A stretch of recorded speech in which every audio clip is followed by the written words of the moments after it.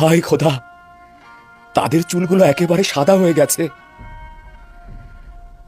সময় তাদের কেমন বিবর্ণ বানিয়ে দিয়েছে। ওই যে দেখো, যে সবার পেছনে দাঁড়িয়ে রয়েছে, তার নাম হচ্ছে ইয়াহুদা। দেখো সে সবকিছু কেমন সন্দেহের চোখে দেখছে, কেমন দ্বিধাহীন, পূর্বের মতো বিদ্বেষ স্বভাব রয়ে গেছে। হায় খোদা, তারা বেশ বয়স্ক আর অসহায় হয়ে গেছে। আশা করছি আমার ভাই বেনিয়ামিনও তাদের মধ্যে রয়েছে। কারো কারো মাথার চুল আর দাড়ি পুরোপুরি সাদা হয়ে গিয়েছে। ওয়াসেনাথ, তার মানে তো তারা আমাকে চিনতে পারবে না। চিন্তা করবেন না, আপনি তো সকলের ছোট ছিলেন, আপনার বেশি পরিবর্তন হওয়াটাই তো স্বাভাবিক। তাও এই লেবাস পরে আছেন। আসুন।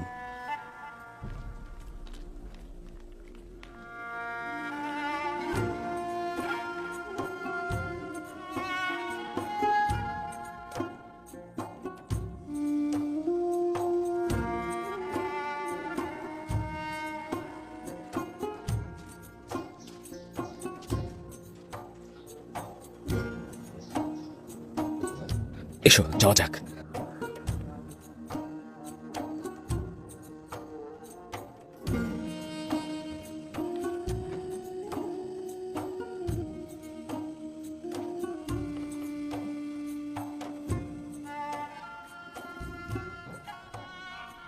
হে খোদা তাআলা, কিভাবে তাদের মুখোমুখি হব? যদি চিনে ফেলে তাহলে কি হবে? চিন্তা করবেন না, এখন আর তেমন কিছুই ঘটবে না। তারা তো আপনার ভাই। তবে আমি একটা পরিকল্পনা করেছি যাতে তারা আমাকে চিনতে না পারে।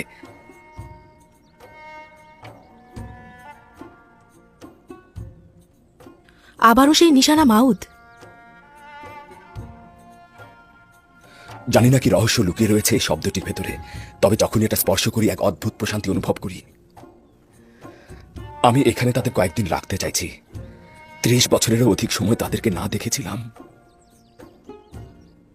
আমরা কি জানতে পারবো না কেন আমাদের এখানে আনা হয়েছে?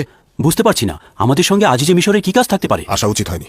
মনে হচ্ছে কোনো ফাঁদে আটকা পড়েছি, উদ্ধারের কোনো পথ নেই। আমি কিন্তু ঠিক উল্টো অনুভব করছি, নিরাপদ অনুভব করছি, খারাপ কোনো নিয়ত নেই।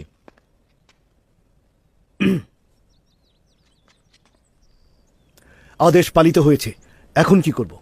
আমার ভাইরা তো আমার মেহমান, তাই না? আমি চাইছি তারা কয়েকদিন এখানে থাকুক। মেনিসাবুকে বলুন তাদের জন্য আরামপ্রদ পোশাক প্রদান করতে এবং থাকার ব্যবস্থা করতে। জি জনাব। জনাব মালিক, আমার মনে হচ্ছে তারা স্বাচ্ছন্দ্য বোধ করছে না। কেন তাদেরকে এখানে আনা হয়েছে তারা তা জানে না। তাদেরকে এটা বলুন, যদি খারাপ কোনো উদ্দেশ্য থাকতো তাহলে তাদেরকে তো রাজমহলে আনা হতো না। চিন্তা করবেন না, তাদের আরামে রাখা আমার দায়িত্ব।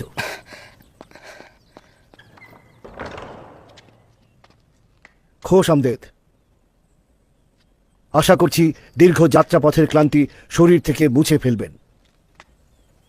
আমাদের কেন এখানে নিয়ে আসা হয়েছে? আমাদের সাথে আজিজে মিশরের কি কাজ? নিঃসন্দেহে তোমাদের শাস্তি দেওয়ার ইচ্ছে থাকলে রাজমহলে তোমাদের নিয়ে আসতো না, কিন্তু আজিজে মিশরের তোমাদের সঙ্গে কি কাজ রয়েছে সেটা তিনিই ভালো জানেন। আমি শুধুমাত্র তোমাদের মেহমানদারির দায়িত্বে রয়েছি। বেনিসাবু মন্ত্রী মহোদয়ের কাছের লোক, যিনি আপনাদের খেদমতে নিয়োজিত আছেন। যে কোনো তাগাদ করলে তিনি ইন্তেজাম করবেন।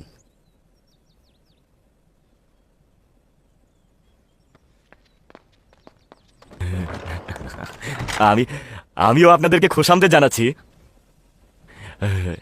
প্রথমে আপনাদেরকে গোসল সেরে নেবার প্রস্তাব করছি, যেন ধুলোবালি আর পথের ক্লান্তি দূর হয়ে যায়।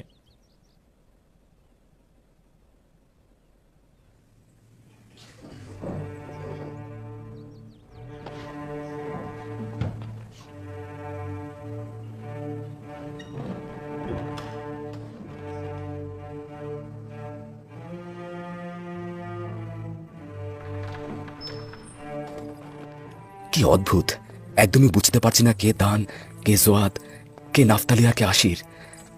কত পরিবর্তন হয়ে গেছে। কি করবেন তাদের সঙ্গে? তারা আমার সঙ্গে মন্দ কাজ করেছে, কঠোর সাজা প্রাপ্তিটাই তাদের হক ছিল, কিন্তু আমি তাদের ক্ষমা করে দিয়েছি। ওই মুহূর্তে ক্ষমা করেছি যখন তারা আমাকে গোলাম হিসেবে বিক্রয় করেছে। আচ্ছা, আপনার পিতা ইয়াকুব নবীর কি খবর? তিনি কি তাদের ক্ষমা করেছেন? না, আমার বিশ্বাস তিনি যদি জানেন তারা আমার সাথে কি করেছেন, তাহলে তিনি তাদেরকে কখনোই ক্ষমা করবেন না। খোদা তারা তাদের রহম করুক। পিতার অভিশাপ সন্তানদের জন্য খুবই খারাপ। আমি যদি আপনার জায়গায় থাকতাম তাহলে এত সহজে ক্ষমা করতাম না।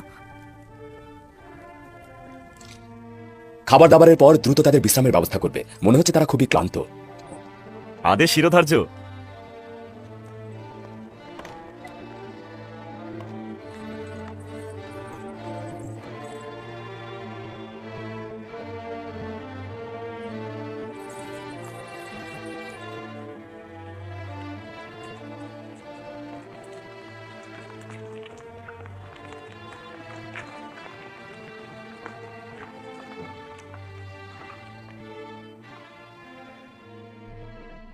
অখনাতুনের রাজমহল কেবল নির্দিষ্ট ব্যক্তিদের জন্য সংরক্ষিত।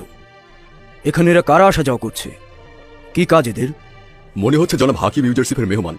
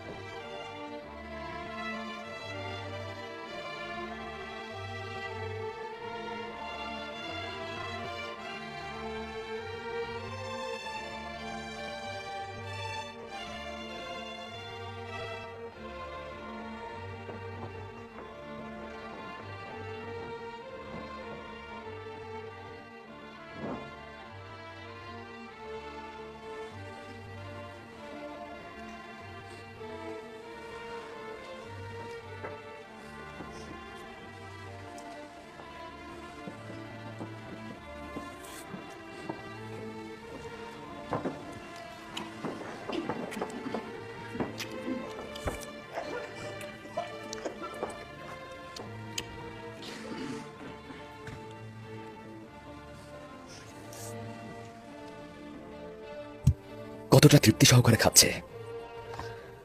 নিশ্চয়ই ক্যানানে দুর্ভিক্ষের হাহাকার চলছে, তাই হয়তো তারা এই কষ্টকর পথে পা বাড়িয়েছে।